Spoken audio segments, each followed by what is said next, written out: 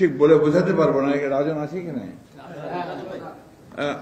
এরা একটা সময়ে পালিয়ে পালিয়ে লুকিয়ে আমার সঙ্গে দেখা করতো, যখন তাদের জীবন ঝুঁকির মধ্যে পড়েছিল এবং তাদেরকে তুলে নিয়ে যাওয়ার প্রতি মুহূর্তে তাকে নিয়ে যাচ্ছিল, একজনকে নিয়েও গেছে এবং অন্য অকথ্য অত্যাচার করেছে তাদের উপরে, একজন মারাও গেছে। আমি সেই জন্য তাদেরকে আন্তরিক ধন্যবাদ, কৃতজ্ঞতা এবং বাংলাদেশ জাতীয়তাবাদী দলের পক্ষ থেকে তাদেরকে ধন্যবাদ জানাতে চাই। এবং একটা কথা খুব পরিষ্কার করে বলতে চাই যে যদি জাতীয়তাবাদী দলের রিসার্চ সেলে অথবা মিডিয়া সেলে অথবা অন্য কোনো সেল তোমরা তৈরি করতে চাও সাইবার সেলে, সেখানে আমার সম্পূর্ণ সহযোগিতা থাকবে। আরেকটি কথা আমি অনেকদিন ধরে বলছি, বহুদিন ধরে এই কথাটা বলছি, দলের মধ্যে বলছি, কিন্তু দুর্ভাগ্যক্রমে এটা ঠিক সেই যেরকম গুরুত্ব পাওয়া উচিত ছিল সেটা পায়নি। আমি বলছিলাম যে এখন কিন্তু মিডিয়া পাল্টে যাচ্ছে। এখন খবরের কাগজ, ইলেকট্রনিক মিডিয়া এটাই শুধুমাত্র আমাদেরকে প্রভাবিত করছে না, আমাদেরকে সোশ্যাল মিডিয়া প্রচণ্ডভাবে প্রভাবিত করছে আমাদের মানুষকে। সেই সঙ্গে যে সাইবার ওয়ার্ল্ডে যে যুদ্ধ, সাইবারের যে যুদ্ধ, সেই যুদ্ধের জন্য যে প্রস্তুতি, এই কথাটা আমি বারবার করে বলেছি। আমার মনে হয় এর আগের যে অনুষ্ঠানগুলোতে এসেছি আমি সেখানে তোমাদেরকে বলেছি। ওই জায়গায় আমরা কিন্তু খুব দুর্বল। এই জায়গাটাকে আরো সবল করে তোলা দরকার। আমাদের এখানে আমরা যারা আছি আমরা সবাই প্রায় বয়োবৃদ্ধ মানুষ, অনেকেই আছি একেবারে ইলিটারেট, এই আইটি সেক্টর সম্পর্কে ধারণাই নাই, বলতে পার দ্বিধা নেই এতটুকু।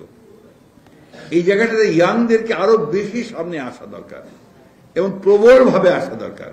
কারো অনুমতির অপেক্ষা করার দরকার নেই। প্রতিটি যে একটা ক্যাম্পেইন চলছে, সেই ক্যাম্পেইনগুলোর উত্তর সাথে সাথে দেওয়ার জন্য এই ইয়াংদেরকে এগিয়ে আসতে হবে, তাদেরকে এগিয়ে আসতে হবে।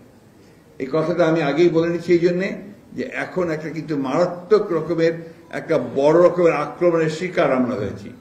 সাইবার অ্যাটাক হয়েছে আমাদের উপরে চতুর্দিক থেকে, একটা পরিকল্পিতভাবে বিএনপিকে হেয় প্রতিপন্ন করবার জন্য, বিএনপিকে উড়িয়ে দেওয়ার জন্য, এবং সবচেয়ে মারাত্মক যেটা ফর দ্য ফার্স্ট টাইম এবার আমাদের নেতা তারেক সাহেবের উপরে আক্রমণ হয়েছে। আমি এটা আপনারা লক্ষ্য করেছেন নিশ্চয়ই, তার নাম ধরে তার কথা বলে তাকে বিভিন্নভাবে মেলাইন করে তার সম্পর্কে কথা বলেছে, যেটা খুব অ্যালার্মিং। আমি তাই অনুরোধ করব যে যারা তোমরা এই কাজটা করছো তারা তোমরা আরো ব্যাপকভাবে করো, আরো বেশি মানুষকে সঙ্গে নিয়ে করো, আরো বেশি যারা এই কাজের সঙ্গে জড়িত আছেন তাদেরকে সঙ্গে নিয়ে করো। আমাদের একটা খুব বড় দুর্বলতা আছে বিএনপির, এটা আমাকে অনেকে স্বীকার করবেন কিন্তু জানি না, আমরা পড়তে চাই না।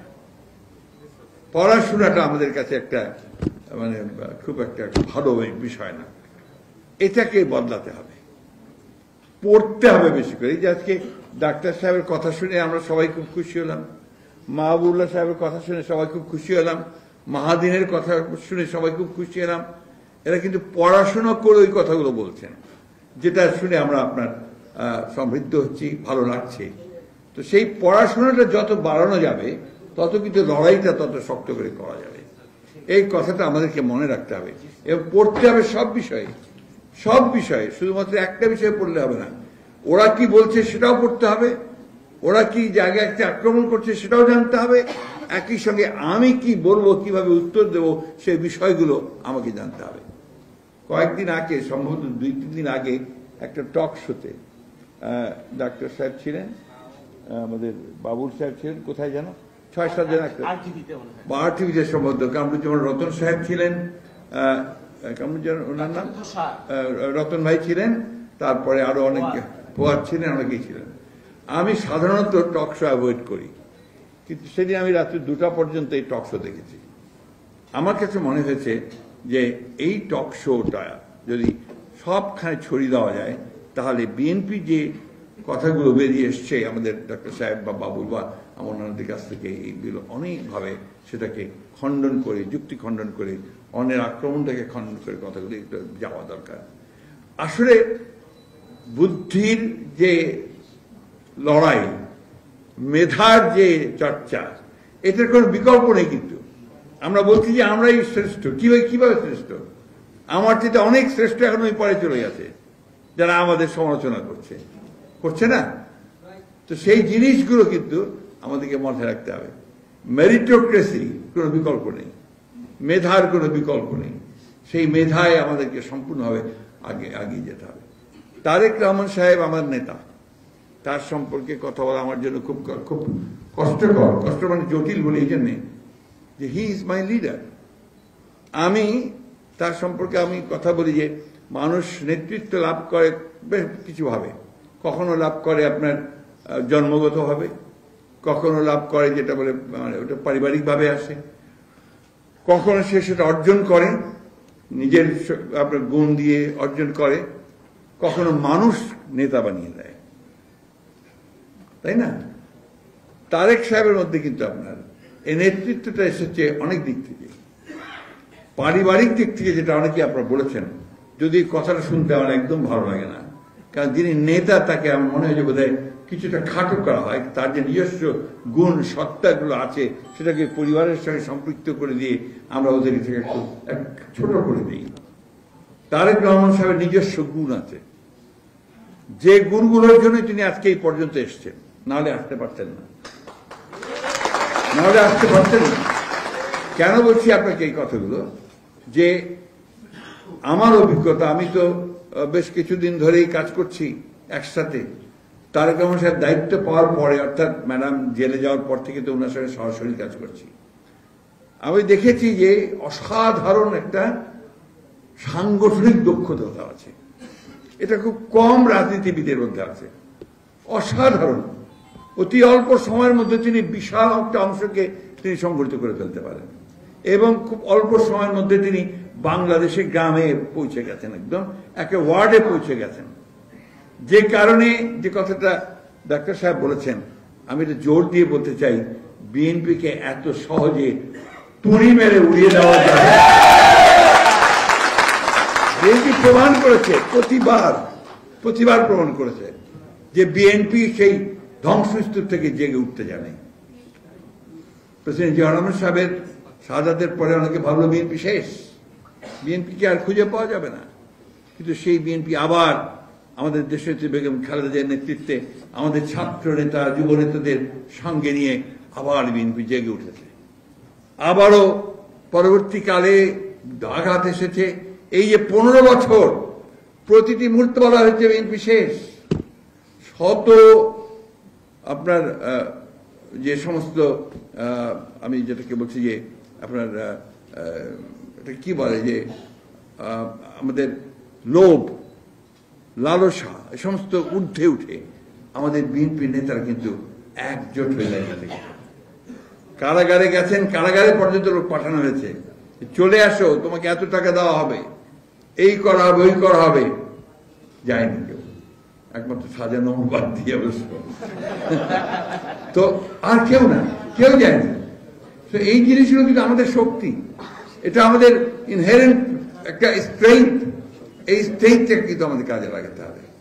আর আমি মনে করি যে বিএনপির যে বিশাল একটা যুব সমাজ আছে, ছাত্ররা এখন উঠছে, এইটাকে একটু ইনডক্ট্রিনেট করেন, তাদেরকে বিএনপির রাজনীতিটা মাথার মধ্যে ঢুকানোর চেষ্টা করতে হবে। এটা আমাদেরই করতে হবে, কিন্তু আমি আপনাদেরকে বলছি যে এই চেষ্টাটা আপনারাও করেন। কারণ ইনডক্ট্রিনেশন ছাড়া আপনার কখনোই আমি রাজনীতিকে শক্তিশালী জায়গায় নিয়ে যেতে পারবো না। এই কথাটা বলার প্রয়োজন এই জন্য মনে করছি যে আমরা শুধু লড়াই করেছি গত সময়গুলোতে, কিন্তু সেই লড়াইটাকে সমৃদ্ধ করবার জন্য যে জ্ঞানটা, সেটা কিন্তু আমরা অনেকে অর্জন করতে পারিনি। আজকে তা না হলে যে কথাগুলো আমাদের শুনতে হচ্ছে, সে কথাগুলো হয়তো আমরা শুনতে পারতাম, হতো না আমাদের। তো একটা জিনিস মনে রাখবেন, আজকে যে প্রচার হচ্ছে, অপপ্রচার হচ্ছে, এর পেছনে কিন্তু একেবারে সুনির্দিষ্ট চক্রান্ত রয়েছে। সেই চক্রান্ত হচ্ছে বাংলাদেশের জাতীয়তাবাদী শক্তিকে ধ্বংস করে দেওয়া। সেই সব চক্রান্তটা হচ্ছে যে নেতা যিনি উঠে আসছেন, যার একটা সম্ভাবনা দেখা দিয়েছে, সে তারেক রহমান সাহেবকে নিশ্চিহ্ন করা, তাকে খারাপ জায়গায় ফেলে দেওয়ার চেষ্টা করা।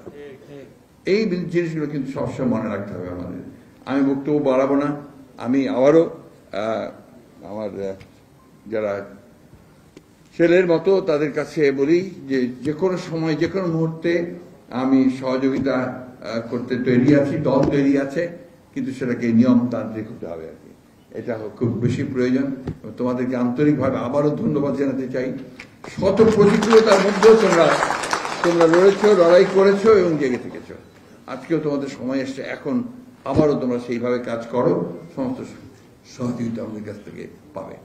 তারেক রহমান সাহেবের সম্পর্কে একটা কথা বলি শেষ করব।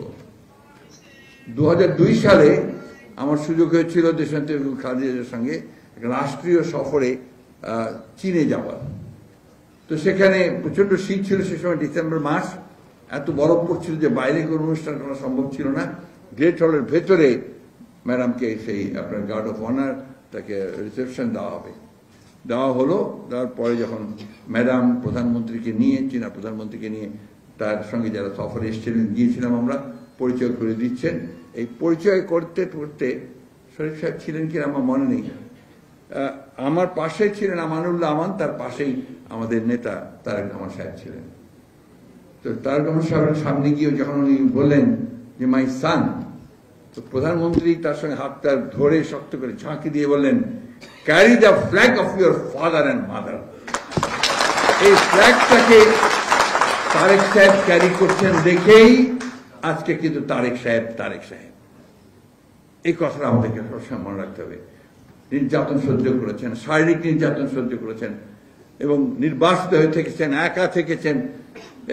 এই যে একটা চরম একটা পরিবার থেকে বিচ্ছিন্ন হওয়া, সবকিছু মিলিয়ে তারপরে কিন্তু তারেক রহমান সাহেব মাথা নত করেননি তার মায়ের মতোই।